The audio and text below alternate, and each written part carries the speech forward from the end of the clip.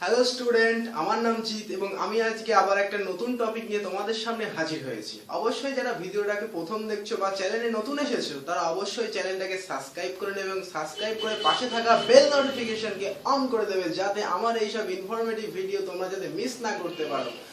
আর অবশ্যই ভিডিওটা শেষে যদি কোনো প্রশ্ন থাকে তাহলে আমাকে কমেন্ট করতে যেন ভুলো না। আমি অবশ্যই যত সম্ভব চেষ্টা করব তোমাদের কমেন্টটাকে রিপ্লাই দেওয়ার। তাহলে আর কথা না বাড়িয়ে আমি আজকের আমার এই ভিডিওটাকে স্টার্ট করছি।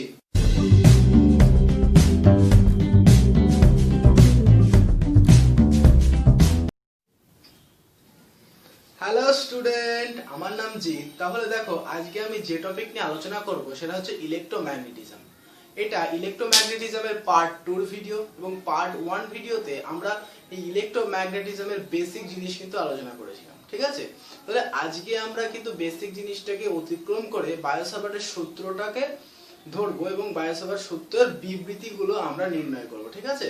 তাহলে দেখো, বায়োসাভার্টের সূত্রের যে বিবৃতি, সেই বিবৃতিগুলো আমরা কিন্তু আজকে আলোচনা করব। তাহলে আমরা হেডিং করে নিই বায়োসাভার্টের বিবৃতি বলে।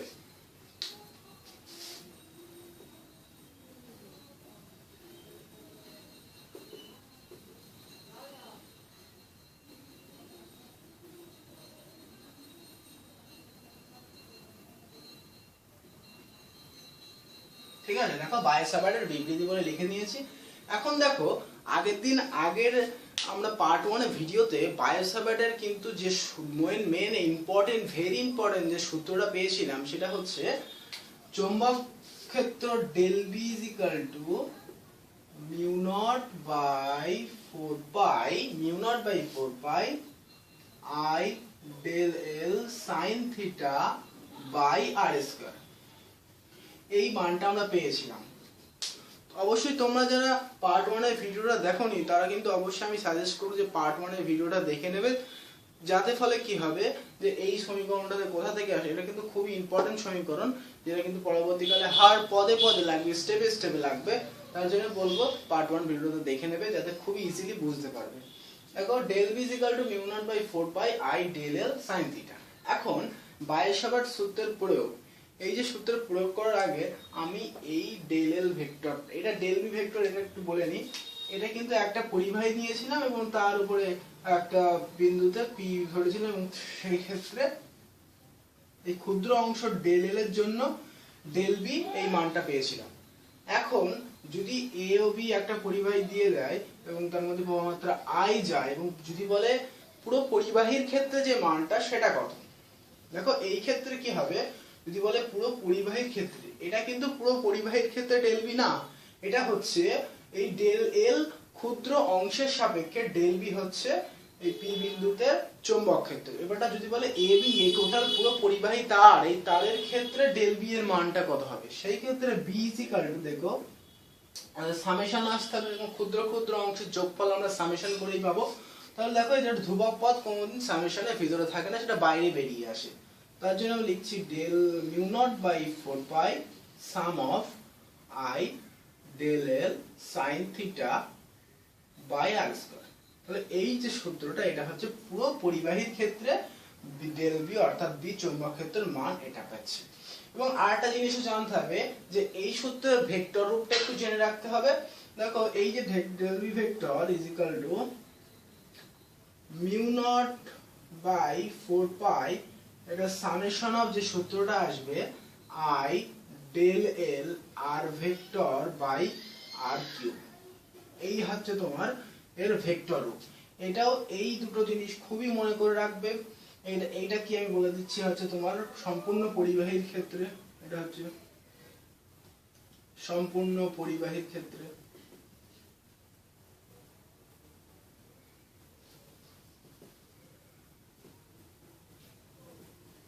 সম্পূর্ণ পরিবাহীর ক্ষেত্রে এটা, আর হচ্ছে এটা ভেক্টর রূপ, ঠিক আছে?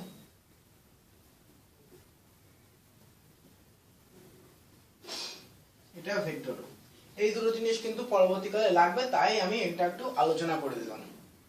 তাহলে তাড়াতাড়ি লিখে নাও, এটা আমি মুছে দেব এবং আমাদের যে টপিক বায়োসাভার্ট সূত্রের বিবৃতিতে আমরা আলোচনা করব।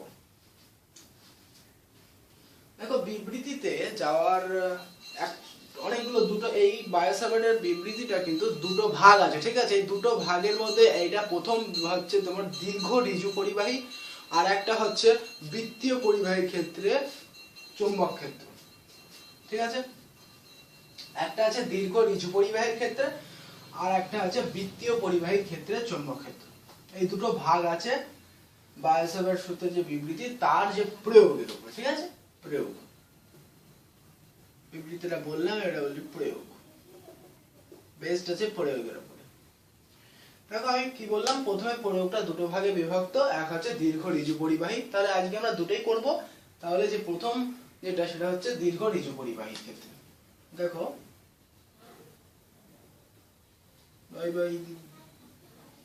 দীর্ঘ ঋজু পরিবাহীর ক্ষেত্রে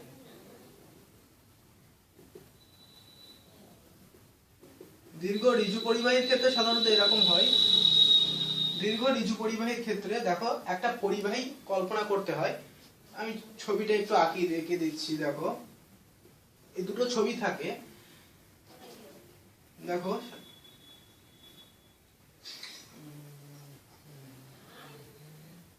দেখো এই দুটো পরিবাহী থাকে এবং এটা থেকে নাম দিলাম এ, এটাকে বি দিলাম, এবং এইটা দেখো এটা এই জায়গায় একটু বোঝার জিনিস বিষয়টা আছে। এটা হচ্ছে তোমার θ1, এটা হচ্ছে তোমার θ2, বাট এই জায়গাটায় কি হবে -θ1, ঠিক আছে। কেন, দেখো এটা প্রবাহ মাত্রা এই দিক থেকে যাচ্ছে, তবে সেজন্য এই দিক থেকেও যাবে প্রবাহ মাত্রাটা, তাই তো। তাহলে এইটা যে কোন দিকে হচ্ছে, অ্যান্টি ক্লকওয়াইজ হচ্ছে, বাট এই দিকে যখন যাচ্ছে, এই দিকে আসার পরে সেটা কিন্তু ক্লকওয়াইজ ঘুরছে। তো সেই ক্ষেত্রে দেখো প্রবাহ মাত্রাটা যাচ্ছে গিয়ে এই দিকে আসছে, তাহলে এই দিকে ঘুরছে, তাহলে এটা ক্লকওয়াইজ ঘুরছে। তাহলে এইটা কিন্তু মাইনাস এর জন্যই হয়েছে, কারণ এই যে অ্যাঙ্গেল সম্পর্ক সবসময় আমরা কিন্তু এইভাবে কিন্তু এটাকে 90 ডিগ্রি বলছি, বাট এর নিচের দিকে যে কোণটা কিন্তু -90 বলবো, তাই তো। সেই কারণে এটাকে আমরা -θ1, এটা অনলি θ2 বলছি। এই একটা প্রথম ছবি, ঠিক আছে। এবং কি এর মধ্যবর্তী দূরত্ব r, ঠিক আছে, ও বিন্দু ধরে নাও একটা। এবারটা এরই একটা ভিডিও, এরই একটা ছবি, দেখো এরকম হবে কিছুটা। একটা ডেল এল একটা ছোট্ট ক্ষুদ্র অংশ নিয়ে নেব, এবং সেখান থেকে একটা রেখা স্পর্শ বরাবর থাকবে যে একটা থিটা কোণ, আর এই বিন্দুটা হচ্ছে পি বিন্দু, এবং এর মধ্যে দূরত্ব হচ্ছে r, আর এটা হচ্ছে তোমার x, ওকে। আর এটা হচ্ছে x, আর এইটা হচ্ছে তোমার এবি একটা পরিবাহী, আর এই এবি পরিবাহীর মধ্যে প্রবাহ মাত্রা I প্রবাহিত হচ্ছে, এবং এটা হচ্ছে একটা ডেল এল একটা ছোট ক্ষুদ্র অংশ, এবং এই ক্ষুদ্র অংশের সাপেক্ষে এই পি বিন্দুতে চৌম্বক ক্ষেত্র আমার নির্ণয় করতে হবে। এই পরিবাহীটা কিন্তু একটা ঋজু পরিবাহী, অর্থাৎ দীর্ঘ একটা সোজা একটা ঋজু পরিবাহী তার জন্য এই প্রয়োগের নাম হচ্ছে দীর্ঘ ঋজু পরিবাহীর ক্ষেত্রে বায়োসাভার্টের চৌম্বক ক্ষেত্রের মান নির্ণয় করতে হবে, ঠিক আছে। তাহলে ছবিটা তাড়াতাড়ি এঁকে নাও।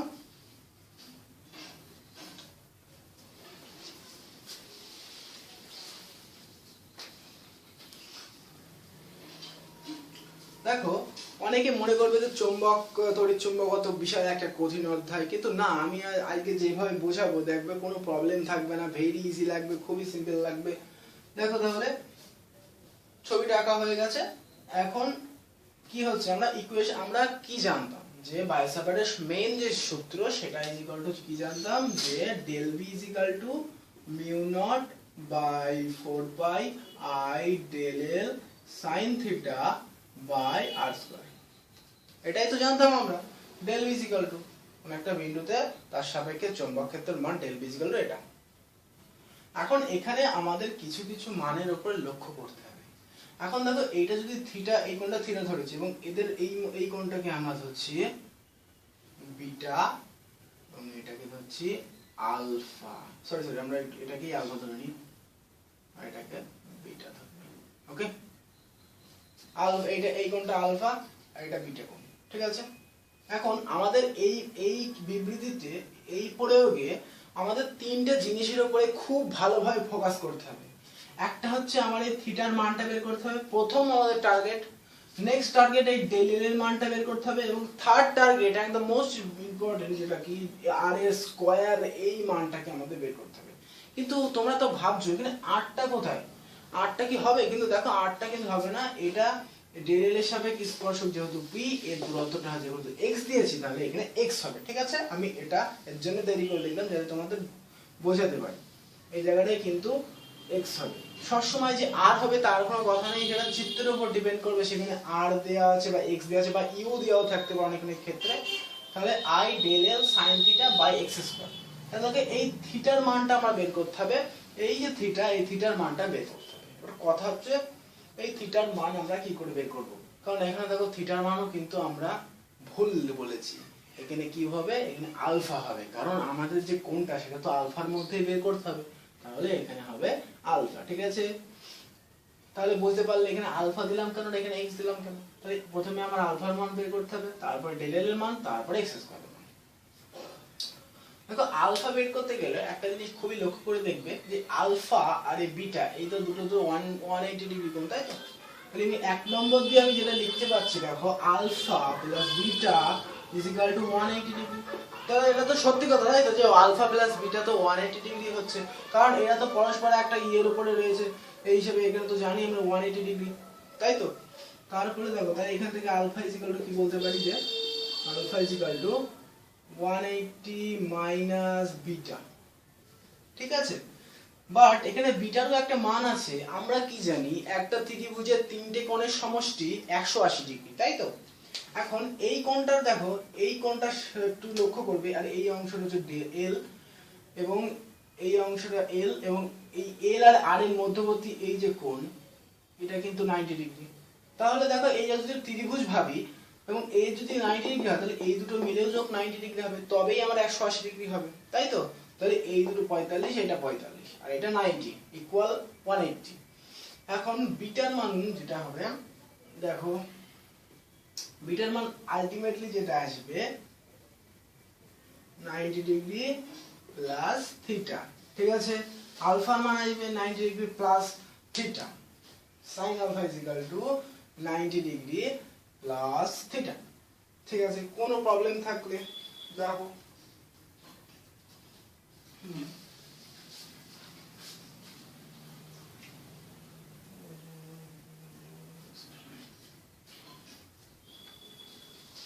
তাহলে দেখো এই জায়গায় 90 ডিগ্রি প্লাস থিটা আসে। এবার কথা হচ্ছে কেন আসলো? আমি কি বললাম যে এইটা 180 ডিগ্রি, তাই তো? 180 ডিগ্রি মানে টোটাল যে কোণটা হয় একটা ত্রিভুজের ক্ষেত্রে। তাহলে এল আর আর এর মধ্যে দূরত্ব 90 ডিগ্রি পেয়ে গেছি।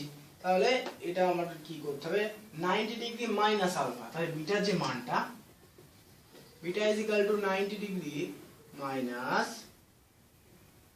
থিটা। তাহলে বিটার জায়গায় 90 ডিগ্রি প্লাস মাইনাস থিটা বসিয়ে দাও। 90 ডিগ্রি মাইনাস থিটা বসিয়ে এই যে মানটা পেয়ে গেলাম। ঠিক আছে, এই যে বিটার মানটা জাস্ট এখানে পুট করেছেন।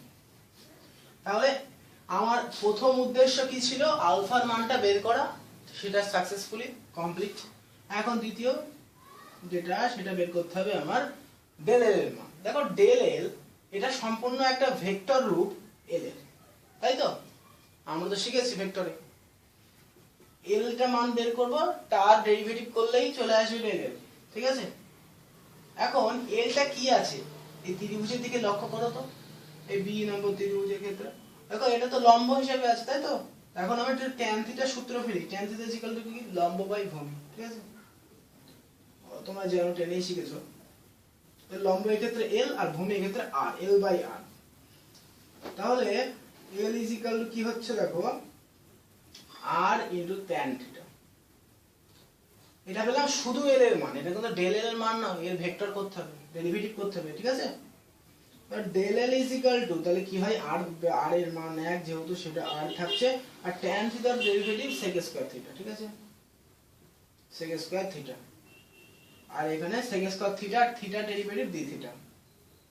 এটা তোমরা শিখেছো 11 এ। তাহলে del L is equal to r sec square theta d theta পেয়ে গেছি আমাদের 2 নম্বরের টার্গেটের মান। এখন আমাদের যে লাস্ট সেটা হচ্ছে এক্স স্কয়ার এর মান বের করতে হবে, যেটা কিন্তু আমরা একই ভাবে বের করব tan থিটার অনুযায়ী। ঠিক আছে, একইভাবে কিন্তু tan থিটা হবে, সেটা cos থিটা কি হবে, তোমরা এইগুলোকে একটু নোট করে নেবে। হ্যাঁ, তাহলে দেখো এখন তো cos থিটা আমরা x স্কয়ার এর মান জানতে চেয়েছি, কি করে বের করব? দেখো x তাহলে আমরা কি জানি cos theta is equal to 3 নম্বরে cos theta is equal to r by x। Okay, তাহলে এখন r বাই x এটা বের চলেছে, তাহলে x এর মান আমরা এক্ষেত্রে পেয়ে যেতে পারছি। তাহলে x ইজ ইকুয়াল টু কি দাঁড়াচ্ছে r বাই cos থিটা। এখন কি করতে হবে, x এর স্কয়ারের মান চেয়েছে, তাহলে আমি স্বাভাবিকভাবে উভয় পক্ষে বর্গ করে পাই। তাহলে x square is equal to r square cos square theta is equal to কি হচ্ছে, দেখো 1 by cos theta is equal to sec theta, তাহলে এখানে cos স্কয়ার থিটা আছে, তাহলে sec স্কয়ার থিটা হবে, তাহলে r square into sec square theta. তাহলে দেখো আমরা কিন্তু তিনটে জিনিসের মানই পেয়ে গেছি, প্রথমত আলফা, তারপরে ডেল এল, তারপর x স্কয়ার, এই কিন্তু মানগুলো আমরা পেয়ে গেছি। এইবারটা জাস্ট ভেরি সিম্পল, এই মানগুলো এক এক করে পুট করবে এতে, ব্যাস আমাদের তাহলে যে মেইন ইকুয়েশন পাবো সেটাই হচ্ছে দীর্ঘ ঋজু পরিবাহীর ক্ষেত্রে ডেল এল এর সাপেক্ষে পি বিন্দুর চৌম্বক ক্ষেত্রটা পাবো।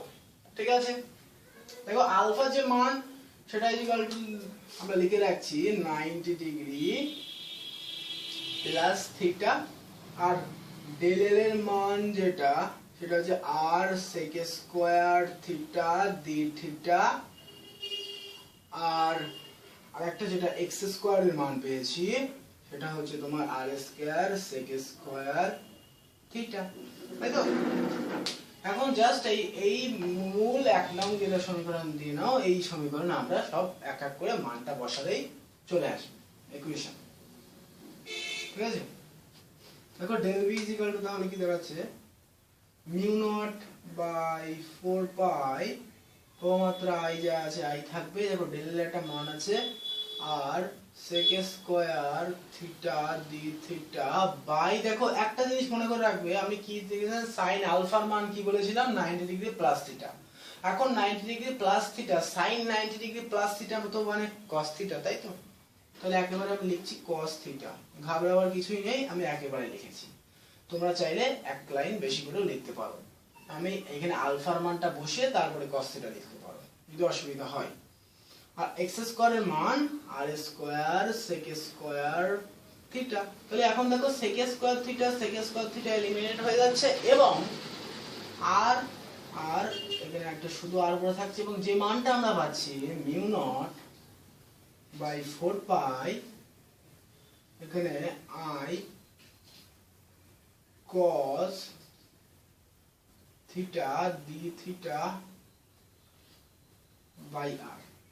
ঠিক আছে, এটাকে একটু সাজিয়ে লিখছি দেখো, তাহলে ভালো হবে। অতএব del v is equal to mu naught by 4 pi i by r cos theta d theta, এই হচ্ছে ডেল v এর।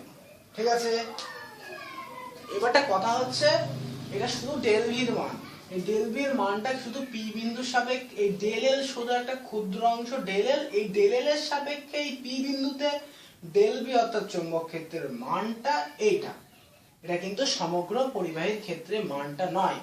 এবারটা আমরা যে বের করব দীর্ঘ ঋজু পরিবাহী সমগ্র পরিবাহীর ক্ষেত্রে p বিন্দুতে যে ডেল v এর মান সেটা বের করব। ঠিক আছে, এটা কিন্তু খুবই ইম্পর্টেন্ট। ঠিক আছে, মনোযোগ দিয়ে বুঝবে।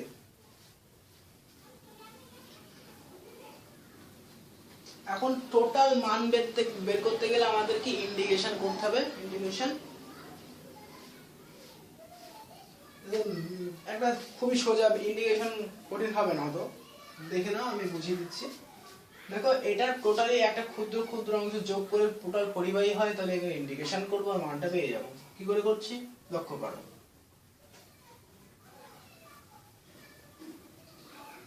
দেখো দীর্ঘ ঋজু পরিবাহীর ক্ষেত্রে এই দুটো হচ্ছে, এবং ইন্টিগ্রেশন এটা ইন্টিগ্রেশন করতে হবে পুরো পরিবাহীর ক্ষেত্রে। তাহলে এখন তোমরা লিখে নেবে উপরে সমগ্র পরিবাহীর ক্ষেত্রে p বিন্দুতে চৌম্বক ক্ষেত্র B is equal to integration of del B। এবারটা mu naught by 4 pi I bar r, I by r, এটা প্রতিসাম্যের জন্য এদের মান 1 হয়ে যাচ্ছে।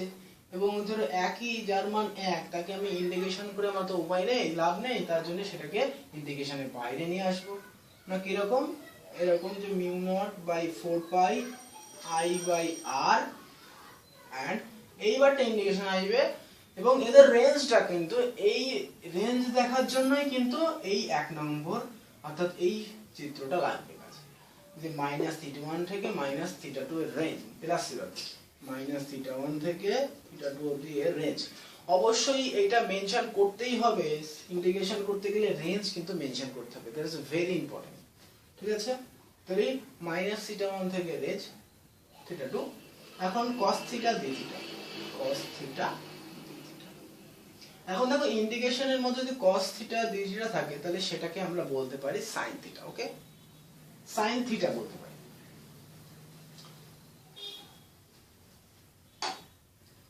দেখো cos θ sin θ আমি একটু সেই পাশ থেকে করছি, mu naught by 4 pi I by r. এবং এক্ষেত্রে এবারটা আমি একেবারে করছি, দেখো কোনো সমস্যা নেই, sin θ বসিয়ে দিলাম। এটা একটা সূত্র, ঠিক আছে, আমি এমনি বসাচ্ছি না, একটা সূত্র।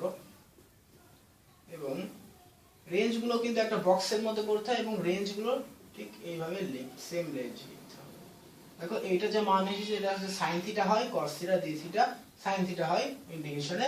এখন কি করতে হয়, একটা সূত্র আছে, সেই সূত্রটা তোমরা 11এও শিখেছো, তাও আমি আবার বলছি যে ইন্টিগ্রেশনের ক্ষেত্রে কি সূত্র হয়, মিউ নট বাই 4 পাই আগে লিখে নিই আই বাই আর। এবার দেখো এই যে মাঝখানে যেটা আমাদের পেয়েছি মান, এর সঙ্গে আপার লিমিট গুণ করতে হয় এবং সূত্রের মাইনাস থাকে, এবং এই যে মান পেয়েছি এর সঙ্গে লোয়ার লিমিট গুণ করে ক্লোজ করতে হয়। ঠিক আছে, কি বললাম, এই যে মান থাকে এর সঙ্গে আপার লিমিট গুণ করতে হয়, তারপর সূত্রের মাইনাস এবং তার সঙ্গে লোয়ার লিমিট গুণ করে ক্লোজ করতে হবে, এটাই হচ্ছে সূত্র।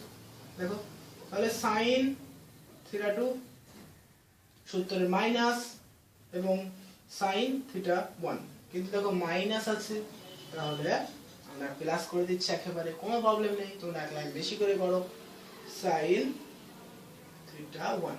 এখন দেখো একটু সাজিয়ে লিখছি, অর্থাৎ b = mu naught by 4 pi I by r sin θ1 plus sin θ2। এই হচ্ছে মান সমগ্র পরিবাহীর ক্ষেত্রে। এটাও যেমন যেটা যত যত ইম্পর্টেন্ট, ঠিক তেমনও একটা ডেল পরিবাহীর জন্য ডেল বিন্দুতে পি বিন্দুতেও চৌম্বক ক্ষেত্রের মানটাও ততটাই ইম্পর্টেন্ট। ঠিক আছে, তো এই অবশ্যই এটা কিন্তু খুবই ইম্পর্টেন্ট, এটা কিন্তু অঙ্কেতে পদে পদে আসবে, প্রবলেম সেটের কিন্তু খুবই আসে এইসব অঙ্ক। ঠিক আছে, তাহলে নোট করবে।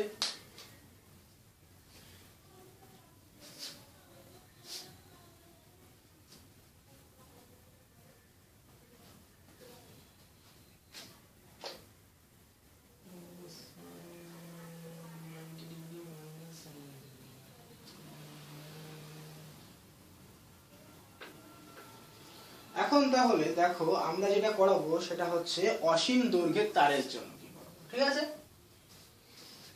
এটাই তো ঠিক আছে, এর কিন্তু অনেক বিশেষ ক্ষেত্র আছে, মানে এর উপরে বেস করে অনেক কিছু আছে, সেগুলো আমরা করাবো।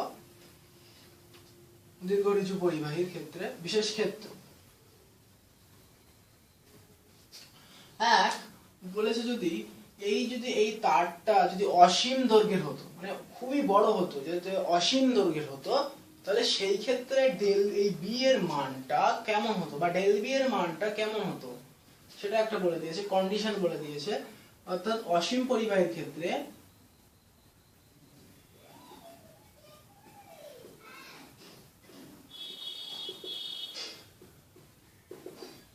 দেখো অসীম পরিবাহীর ক্ষেত্রে কি হবে, এই যে আমি আবার একবার ছবিটা তাহলে মুছে দিই, অসীম পরিবাহীর ক্ষেত্রে ছবিটা আঁকি।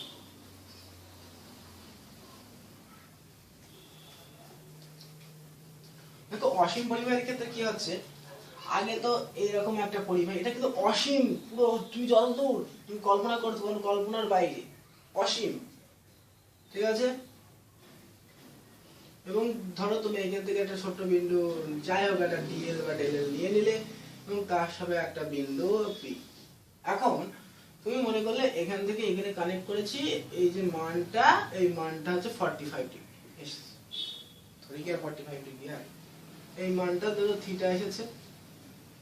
এখন অসীম দৈর্ঘ্যের তার খুবই অসীম, এখন তো আস্তে আস্তে এই মানটা বাড়বে, আস্তে আস্তে অসীম দৈর্ঘ্য হতে আস্তে আস্তে বাড়বে, দুদিকেই অসীম দৈর্ঘ্য, দুদিকে আস্তে আস্তে বাড়তে বাড়তে কি হবে, অ্যাপ্রক্সিমেট এটা কিন্তু 90 ডিগ্রির খুবই কাছে চলে যাবে।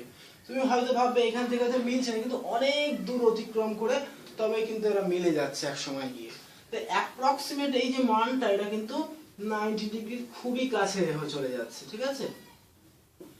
তাহলে আমরা কি করব, এই θ1 এবং θ2 এই ক্ষেত্রে অসীম দৈর্ঘ্যের ক্ষেত্রে খুব অ্যাপ্রক্সিমেট যে θ1 এবং θ2 এর মানটা সেটা হচ্ছে 90 ডিগ্রির কাছাকাছি চলে যাওয়ায় সেটা আমরা 90 ডিগ্রি ধরব। তাহলে θ1, θ2 অ্যাপ্রক্সিমেট যেটা মান এটা হচ্ছে 90।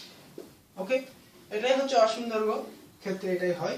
তাহলে দেখো সেই ক্ষেত্রে b কত হয়, μ0 by 4 pi I by r, দেখো sin 90 degree plus sin 90 degree, very easy. Okay, sin 90 degree plus sin 90 degree. তাহলে sin 90 ডিগ্রির মান আমরা 1 জানি, তাহলে 1 আর 1 এর 2 হয়, তাহলে 2 * i 2i। তাহলে যে মানটা b এটা তো μ0 by 4 pi 2i by r, ঠিক আছে। এটাই হচ্ছে অসীম দৈর্ঘ্যের পরিবাহীর ক্ষেত্রে। পরীক্ষায় কিন্তু এই রকম যে বিশেষ ক্ষেত্র এর থেকেই প্রবলেম সেটগুলো দেয়, ঠিক আছে। বিভিন্ন কন্ডিশন তুলে দেবে এবং তার থেকে বলবে এই ক্ষেত্রে ডেল বি এর মান কি হবে বা বি এর মান কি হবে, তখন কিন্তু এই ফর্মুলাগুলো কাজে লাগিয়ে করতে হবে, এই ফর্মুলায় হবে না। তাহলে এই যে তিনটে ফর্মুলা বলবো অসীম পরিবাহীর ক্ষেত্রে, তেমন আরো দুটো আছে, সেই ফর্মুলাগুলো অবশ্যই নোট করে নেবে। অর্থাৎ b μ0 by 4 pi 2i by r, এটা হচ্ছে অসীম পরিবাহীর ক্ষেত্রে। এইবারটা আমরা যে টপিক নিয়ে আলোচনা করব সেটা হচ্ছে অর্ধ অসীম, ঠিক আছে। এবারটা যেটাতে করব সেটা হচ্ছে অর্ধ অসীমের ক্ষেত্রে করব। অসীম পরিবাহী করলাম, এটা অর্ধ অসীম।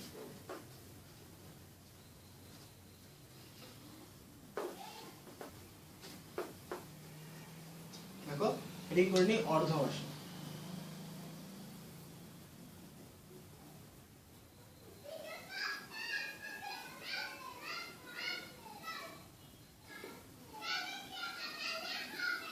যদি এখানে অর্ধ অসীম পরিবাহীর ক্ষেত্রে হয় তাহলে দেখে নাও যে কি রকম হবে অর্ধ অসীম পরিবাহীর ক্ষেত্রে। দেখো এই ক্ষেত্রে অর্ধ অসীম মানে এরকম একটা পি বিন্দু থাকবে, এই পি বিন্দু এরকম একদিকে 90 ডিগ্রি অ্যাপ্রক্সিমেট হচ্ছে, একদিকে 90 ডিগ্রি হচ্ছে, বাট আর একদিকে যে উৎপন্ন কোণ সেটা হচ্ছে এদিকে θ2 0 ডিগ্রি আর একদিকে θ1 90 ডিগ্রি অ্যাপ্রক্সিমেট, ঠিক আছে। মানে আর একদিকে থিটার মান 0 ডিগ্রি আর একদিকে 90 ডিগ্রি, ঠিক আছে। তাহলে এই ক্ষেত্রে দেখো কি হচ্ছে, আমরা কি লিখব, θ1 90 ডিগ্রি, θ2 0 ডিগ্রি। তাহলে সেই অনুযায়ী সূত্রটা ফেলতে হবে, b μ0 by 4 pi I by r sin 90 degree plus sin 0 degree, ঠিক আছে। তাহলে যে মানটা দাঁড়াচ্ছে সেটা হচ্ছে b μ0 by 4 pi I by r, এটাই থাকছে, ঠিক আছে। কারণ sin 90 ডিগ্রির মান তো 1, ওকে, ঠিক আছে, আর sin 0 ডিগ্রির মান 0। তাহলে sin 90 যদি 1 হয়, 1 এর সঙ্গে যাই গুণ করো না কেন সেই জিনিসটাই থাকে, তাই এটা বেসিক। তাহলে b μ0 by 4 pi I by r, এটা হচ্ছে এইটা থেকেও কিন্তু দেয়। এবারটা আমরা যে টপিক নিয়ে আলোচনা করব সেটা হচ্ছে আচ্ছা আলোচ্য বিন্দু যদি তারের দৈর্ঘ্যের উপরে থাকে, আলোচ্য বিন্দুটা কিন্তু তারের বর্ধিত অংশের উপরেই যদি থাকে তাহলে সেই ক্ষেত্রে কি হবে, ঠিক আছে? যে আলোচ্য বিন্দু, এই যে আলোচ্য বিন্দু সেটা যদি তারের উপরই থাকে বা এই বিন্দুটা এই তারের মনে করো এই একটা অংশে রয়েছে, ঠিক আছে? তাহলে সেই ক্ষেত্রে ডেল বি এর মানটা কিরকম হবে? এটা কিন্তু শুনতে অনেকটা অন্যরকম মনে হবে, বাট এটা কিন্তু খুবই সোজা একটা। দেখো মনে করো এই একটা পরিবাহী, দীর্ঘ পরিবাহী, এবং সেক্ষেত্রে এই বিন্দুটা কিন্তু এই পি এখানে কিন্তু এই প্রবাহের উপরেই অবস্থিত, ঠিক আছে?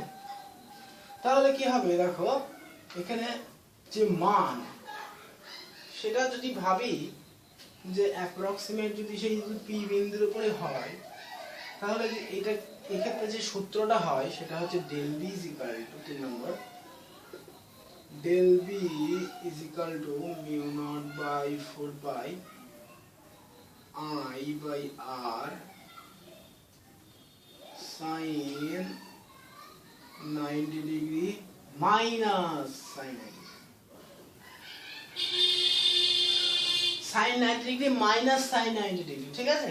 তাহলে sorry sin theta minus sin theta, এটা হচ্ছে সূত্র, ঠিক আছে? আমি একেবারেই মানটা বসিয়ে দিয়েছি। তাহলে এই ক্ষেত্রে কি হবে দেখো, এই ক্ষেত্রে এরকম থাকবে এবং এরকম, তাই তো? তাহলে এই ক্ষেত্রে যে মানটা সেগুলো কিন্তু যদি অ্যাপ্রক্সিমেট 90 ডিগ্রিও হয়, তাহলে এই যে থিটা 1 এবং থিটা 2 যে মান, sin থিটা 1 এবং থিটা 2 এই যে মান, এটা কিন্তু 90 ডিগ্রি যদি হয়, তাহলে mu naught by 4 pi I by R এখানে কি হচ্ছে sin 90 degree minus sin 90 degree. এটা কিন্তু ইম্পর্টেন্ট আছে। এখন মাইনাস এক আর মাইনাস করলে 0 হয়, জিরোর সঙ্গে যাই গুণ করবে কেন 0 হচ্ছে। তাহলে এই ক্ষেত্রে b এর মান হচ্ছে 0। অত কিছু মনে রাখার তুমি দরকার নেই, জাস্ট এটা মনে রাখবে যদি কোনো পরিবাহীর উপর, তার উপরে যদি কোনো বিন্দুতে যদি আমার বলে যে চৌম্বক ক্ষেত্র নির্ণয় করতে, তাহলে সেই ক্ষেত্রে তো স্বাভাবিকভাবে হয় তুমি কোন 90 ডিগ্রি ধরো বা 0 ডিগ্রি ধরো, তাহলে সেই ক্ষেত্রে মানটা যে 0 ডিগ্রি আসবে, তাই তো? জাস্ট এইটুকু মনে রাখলে হবে। একটা পরিবাহীর উপর যদি, সেই পরিবাহীর উপরেই যদি কোনো বিন্দুতে চৌম্বক ক্ষেত্র নির্ণয় করতে বলে, তাহলে সেই নির্ণয় করা হয় না, সেটা 0 ডিগ্রি, ঠিক আছে? সেই 0 ডিগ্রি না, সেই মানটা 0 আসে, ঠিক আছে? তাহলে এই ছিল বায়োসাভার্ট মানে অতি সংক্ষিপ্ত পরিবাহীর ক্ষেত্রে এগুলো গেল। এগুলো হচ্ছে তোমার একটা লম্ব দীর্ঘ ঋজু পরিবাহীর ক্ষেত্রে আসছিল এইগুলো সবকিছু, কিন্তু সব টোটালি আমি কনসেপ্ট ক্লিয়ার করে দিয়েছি। তাহলে এই পর্যন্তই থাক আজকে আমাদের এই ভিডিওটা। আজকে আমরা বায়োসাভার্ট সূত্রের যে দীর্ঘ ঋজু পরিবাহীর যে প্রয়োগটা সেটা কমপ্লিট করেছি, এবং পরের দিন আমরা যে বৃত্তাকার পরিবাহী সেটা নিয়ে আলোচনা করব। তাহলে ভিডিওটা যদি ভালো লেগে থাকে অবশ্যই ভিডিওটাকে একটা লাইক করে দেবে এবং তোমাদের বন্ধুর সাথে যত পরিমাণ পারো একটু শেয়ার করে দেবে, বুঝতে পেরেছো? তাহলে আজকে আমরা এই পর্যন্ত ভিডিওটা শেষ করছি। তাহলে সবাই ভালো থেকো।